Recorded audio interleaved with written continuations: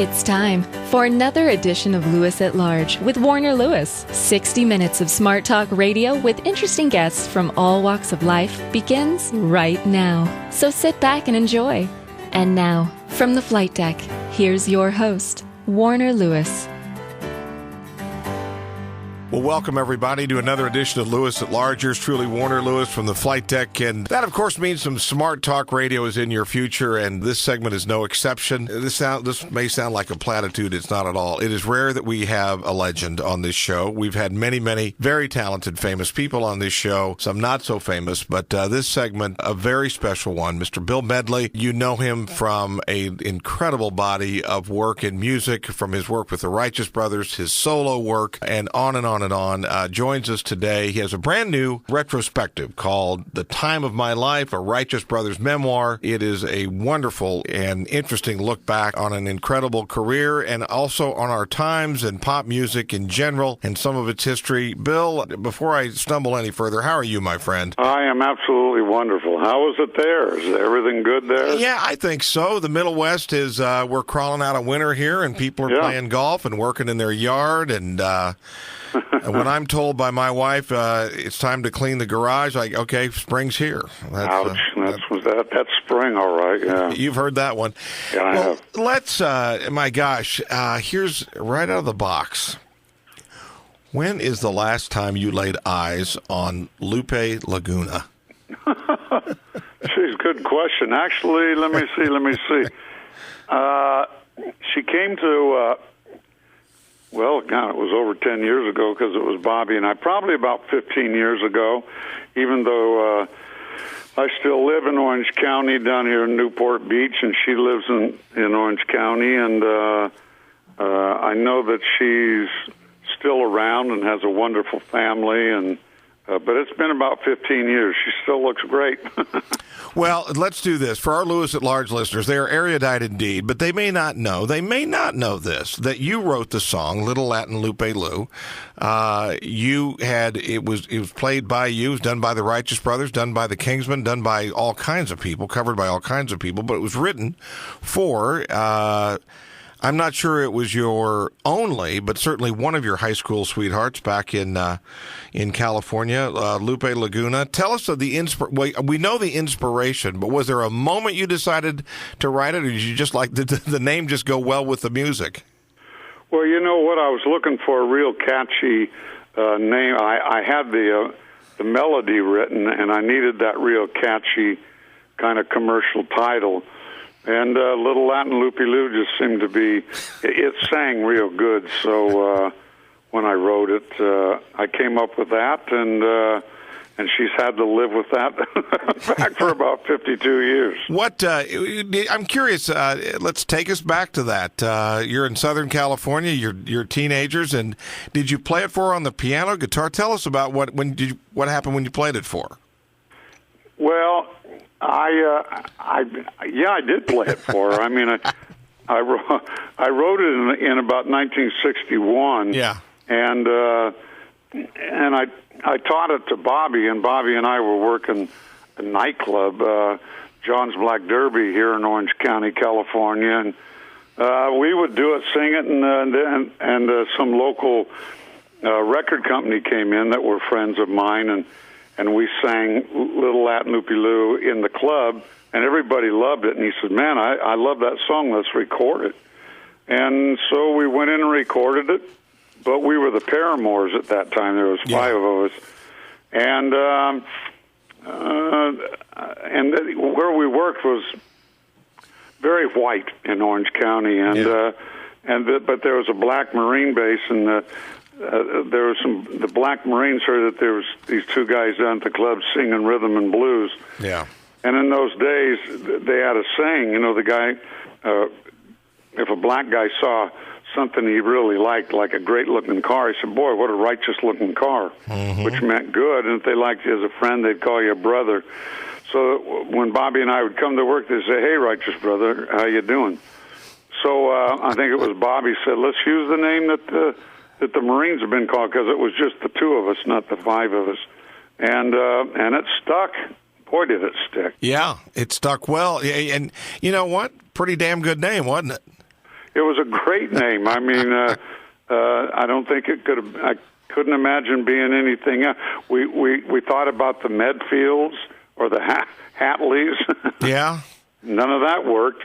Yeah, you've lost that love and feeling by the Medfields. Okay. Well, you know what? Maybe we re-release it that way. Well, yeah, listen, if it'll make money, let's you and I do it. Okay. Well, okay. So we have this career with the Paramours, and then do the Paramours become the Righteous Brothers, or was that when did you split off and become the Righteous Brothers? Well, it's interesting because we recorded a little Latin Loopy-Loo while we were the Paramours, and nothing happened with the record. And then it was time for us to leave that club, and a good friend of ours, Mike Patterson, used to come down and watch us sing all the time. And he had a band down at this teen dance place, but it held about 2,000 people. It was one of those old ballrooms, big band ballrooms. And they were down there doing surfer music, and he begged Bobby and I to come down there. And so we did. We went down, and if this guy wouldn't have had us come down there, we probably never would have seen each other again. I mean, we were great friends, and we liked each other a lot, but we were just kind of two different guys that were thrown together. So we went down there for the summer, and the kids loved Little Latin Loopy-Loo because they could do this surfer dance to it, and they all went out and bought it, and boy, it just became, a big West Coast hit. Again, if you just joined us, you're truly Warner Lewis from the flight deck here of Lewis at Large Radio, right in the midst of a good one here, talking to a true American treasure, Bill Medley. You know him as a member of the Righteous Brothers, but also done some tremendous work on his own. We've just been talking about Little Latin Loopy-Loo, a song that is, when you hear it, it's infectious. By the time it's done, you know it. And it's one of those, probably, good or bad, Bill, sometimes it's one of those you just can't get out of your head. Well, it is one of those, and I recorded it at 22 years old, and now I'm 73 and still singing it on stage. Can't believe that. Well, it's been covered so much, there's a lot more to talk about than this, but do you have a particular a cover version that you think that is one of your favorites? Well, I think Mitch Ryder, did a good rock and roll version of it. Yeah. You're right. It was covered by a whole lot of bands. It was just kind of one of those songs, that like you said, sticks in your head. But for bands, it was kind of easy to do, and it was a pretty good little rock and roll song. Yep. They're done by garage bands absolutely everywhere. Yeah. Well, Bill, let me ask you this. Did you come from a family with a lot of musical orientation? Were mom and dad or siblings into music? My mom was from L.A., and my dad was from Texas, and he was born on a cattle ranch out there in Texas, and they met, and they had a band together. My dad was a sax player, my mom was a piano player and singer, but when they started having us kids in the late 30s, they kind of put all that away. So interestingly enough, I was raised in a real musical family, but oddly enough, it wasn't around us a lot, but everybody in my family, I come to find out. I asked my mom once, I wonder why I'm so drawn to music. And she said, and she gave me a picture of all my dad's side of the family played instruments and were in bands, and all of my family on my mom's side played and sang. My grandpa was a comedian, and so and that was nice to know. And I didn't know that really how deep that was and how deep it went until I was about 40, and for some reason that really kind of helped. That made me, I come by this pretty legitimate. Yeah. Bill, I'm curious as to if magically music would not have been a part of your life, what do you think you would have been doing? What would have been another occupation for Bill Medley? Well, probably about the time I got out of prison. Yeah. I don't know. I designed.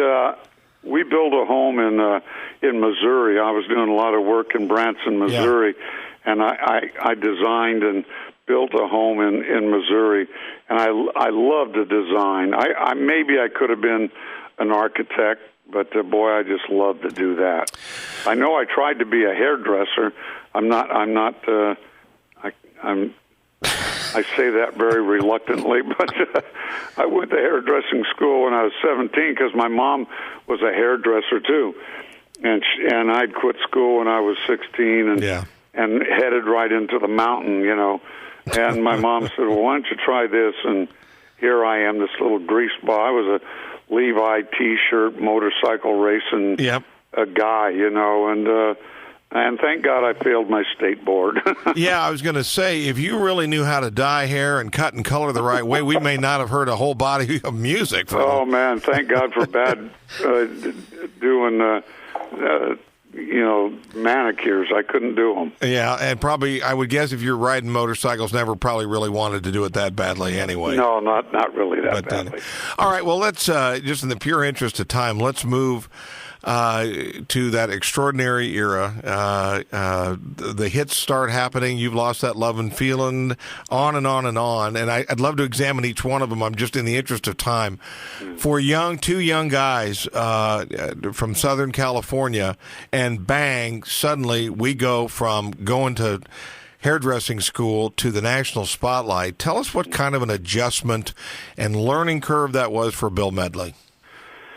Well, it's a tough learning curve. Became boys at a curve. I mean, the first 3 years we had Southern, these these West Coast hits, and then we got on Shindig and recorded Lovin' Feelin', and everything just went from 0 to 60.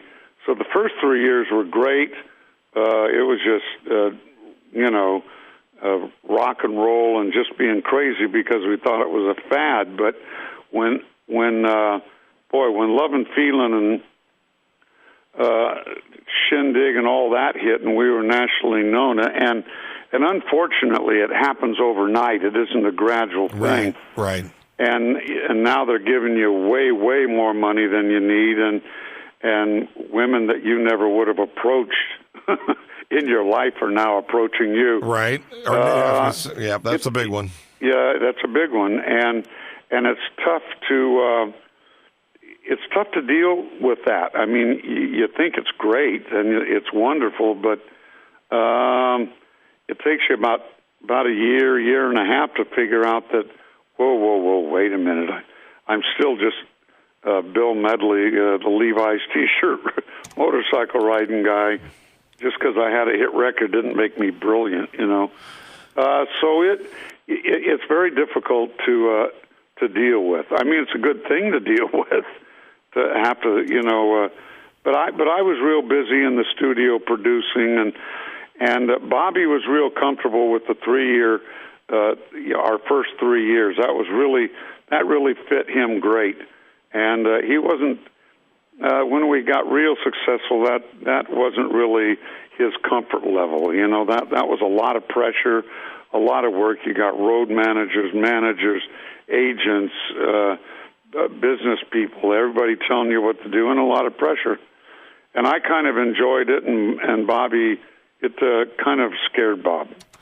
You were, I know, are personal friends with members of the Rolling Stones, the Beatles, in a lot of different ways through a lot of different history. But I'm curious as to you and Bobby, you would not consider yourself, the word rock star would not apply to you. It's more pop and just incredible, just great music, where I would think the Stones would fall into the rock genre, Beatles fall into the rock genre, Van Halen, all of those.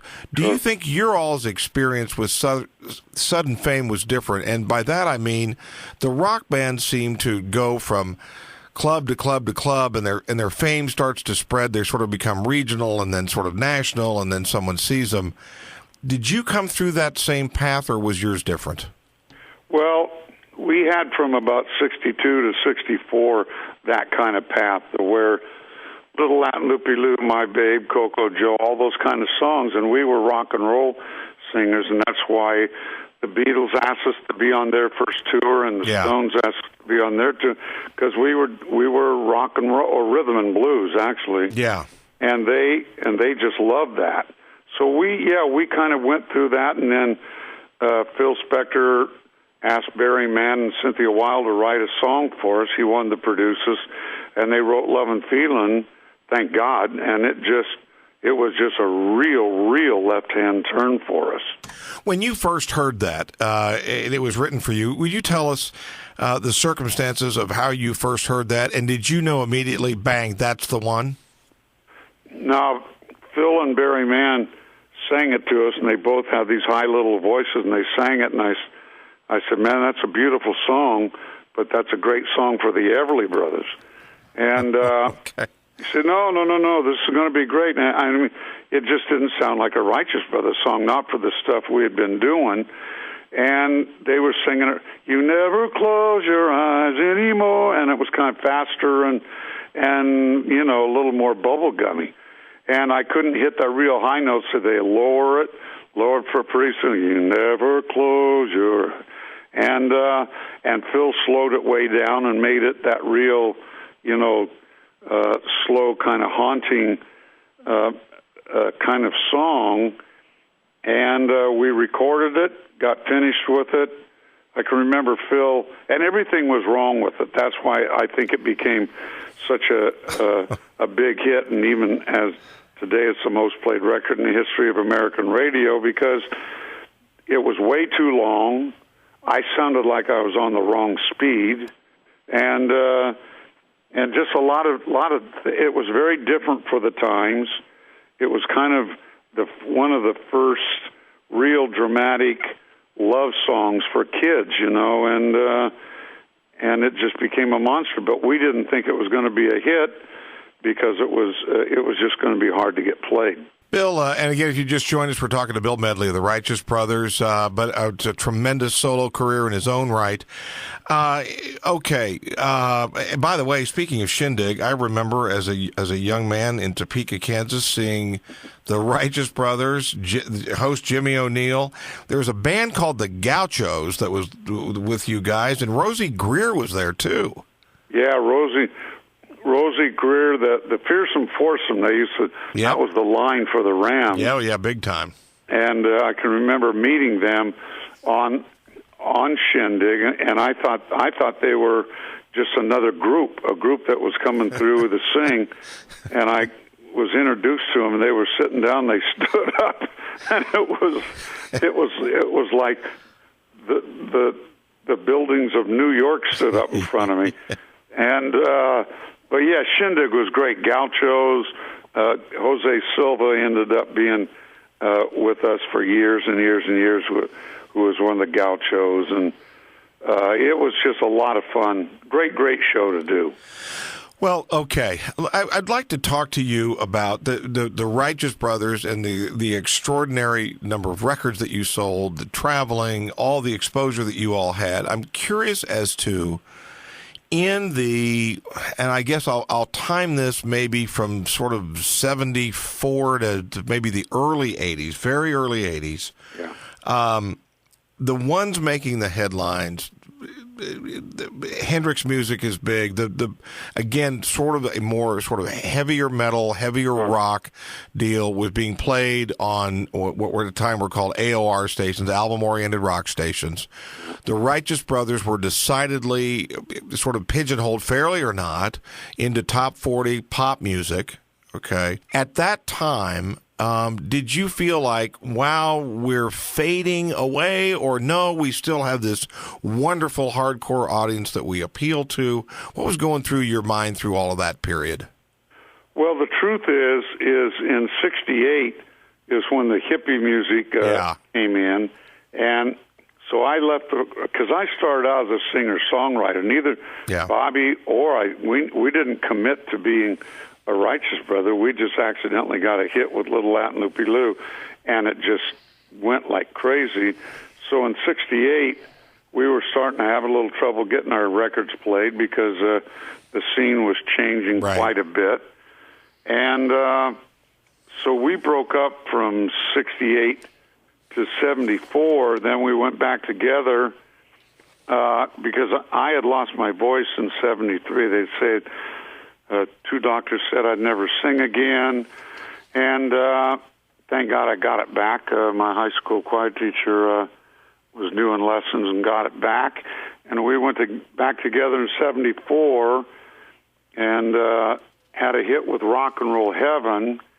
Then in 76, my ex-wife, the mother of my son, was tragically murdered in 76. I do want to. Can I stop you right there, Bill? Sure. And I don't mean to interrupt you, but I do. For sure, before we're done, I want to talk about that a little bit. Share with us, if you could, some of those circumstances and how it was unresolved. Yeah, in 76, and Bobby and I just got together in 74, and then in 76, Karen was tragically murdered. It was an attempted rape, and she was killed in the process. And yeah, she was taking. We were divorced, and she had remarried and had another son, Damien, and she was taking him to school. At 9 in the morning, she came in and walked through the back door, and some guy was in the house and jumped her, and we don't know if it was a robbery in progress or he just was scoping her out. And two next-door neighbors were supposed to have breakfast with her, and they came over to find out why she wasn't answering her phone. And she had a broken leg at the time. She was trying my son's skateboard, Darren's skateboard, and broke her leg. So her friend walked through the back door, which she always kept unlocked, and there was her crutches on the floor, and she panicked, ran home, and got her friend, and they came back over and went to Karen's window and listened, and they thought they heard the television on, or they could hear Karen kind of whimpering or something, and they went around. They started to walk up to the front door, and this guy opened the door and said, "Hi, girls," and just went out the back door and into oblivion. And she was in a coma for about 5 days. Wow! And never recovered. And I have a 10-year-old son. I'm a single parent living. Living on the beach as a bachelor.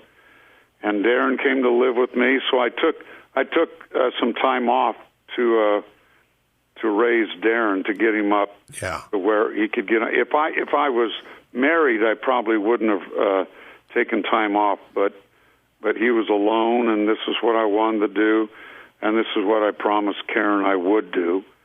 So it was oddly enough a great learning experience. Like we were talking about earlier, when you become successful and it's really your business, your rules. Yeah. You got too much money, too much fame, too much everything, and now all you're not Bill Medley, one of the Righteous brothers. You're Bill Medley, Darren's dad. Yeah. You're really thrown back into the real world, reality, and boy, was that good for me. And I just had dinner with my son last night. He's 48. Him and his brother have a phenomenal, successful business, and I could not be more proud of him. Yeah, I was just going to ask you what your relationship is. It sounds like it's close, and you share some special bonds for sure. Yeah, very special, and he has a beautiful, beautiful young family, 3 gorgeous granddaughters, and he was the lead singer for Paul Revere and the Raiders for about 4 years, but it took him away from his business and his family too much, so he quit. But at least he got to, scratch that itch. Sure he did, and he got to see a little bit about Dad's world for sure. Yeah, it was great. What we also, I just want to quickly touch on your pairing with Jennifer Warnes, obviously for the Dirty Dancing movie, and I Had the Time of My Life, and another extraordinary tune. How did that collaboration, where'd that come from? Well, a guy from New York, Jimmy Einer, he called me, out of the blue and said, and I don't know how he got my number, but he called me out of the blue and said, I'm going to record. I'm putting the music together for this movie, Dirty Dancing. And 27 years ago, that sounded like a bad porno movie. Yeah. And I said, well, I said, who's in it? And he said, Jennifer Grey and Patrick Swayze. I said, well, who's that? And because they hadn't had much success before Dirty Dancing. And I said, I can't do it, because he wanted me to go from California to New York to record it. I said, I can't. My wife is expecting our daughter, and so I can't go. So he stayed on me. Every week he'd call me, sent me the songs. I want you to listen to it. And finally, Paula had our daughter McKenna, who now is on the road with me singing I've Had the Time of My Life with me. Yeah. And I said, okay. He called and he said, Jennifer Warnes wants to do it if she can do it with you. And I think she just had that hit with Joe Cocker, Up Where We Belong. Yeah. And I said, sure. God, I'd love to do that. So in reality, Jennifer and I just went into the studio to work together because we didn't think the movie was going to do anything, and without the movie doing anything, we didn't think the record would do anything. So we just went in to have a good time and be with each other and sing together, and who knew, man? Bobby and I went out on tour, and before I got home, I had a #1 hit all over the nation. The world, actually. And in addition to all those Righteous Brothers fans, a whole new group of people who suddenly know who the heck Bill Medley is and what he's all about. Yeah, it's amazing. It's an interesting thing because we did a Dirty Dancing tour, and I'm out there doing the dance to about 20,000 kids, kind of like the first Beatle tour, right. and I would do Love and Feeling in my part of the show, and they would all sing it because they knew it from Top Gun. Yeah. It was unbelievable. Well, you know what? I'd love to go a lot longer. We're running out of time here. I do, Bill Medley, right place, right time, along with a great voice. That equals that. You can kind of make a career out of that, can't you? Apparently so. I'm 73 years old, and I'm still waiting for the fad to get over. Yeah. Well, so Bill, I know, again, you mentioned you'd been touring a little bit with McKenna. What, as you look out into the horizon, what do you see? You're going to be back on the road again, or what's up for you? Yeah, I just kind of at the same time of the book, Time of My Life, I have a new record album. CD. No, that's okay. You can say the word album on this show. Thank you. And it's called Your Heart to Mine. I've wanted to do it for 50 years. It's dedicated to all the great black artists in the 50s that I was influenced by, and Bobby was. So I'm looking forward to that, and I love that album. It's a great album. And I'm going to Manila next year, next month. And I'm going to Singapore and just stay working. I'm one of those guys, man. I'm a one-trick pony, and as long as people want to come out and hear those songs, I'm there. Yeah. So you're absolutely allowed to use the word album. You can use 45. You can use 78 RPM if you want. I'm real good with that. What as we begin to wind down here again, the work is The Time of My Life, a Righteous Brothers memoir by Bill Medley. A foreword, by the way, by Billy Joel. That must have been. I know Billy Joel stands in awe of you, but what about, The Time of My Life, Bill Medley? Do you have a website? Are you that hip? We have a website going? Well, I'm not that hip, but I have a website that my daughter put up. Yeah, BillMedley.com. Okay, just like it sounds. Yeah. Thank you so much for joining us today. Thank you for the incredible body of work. Thank you for the song Little Latin Lupe Lou and others that's one of those, as they say, those damn songs you won't get out of your head when you're trying to go to sleep. That's but right. All the more for you, and best of luck with the book, and thanks again. Thank you very much. It was a great talking to you. You bet. We'll be back with more right after this on Lewis at Large.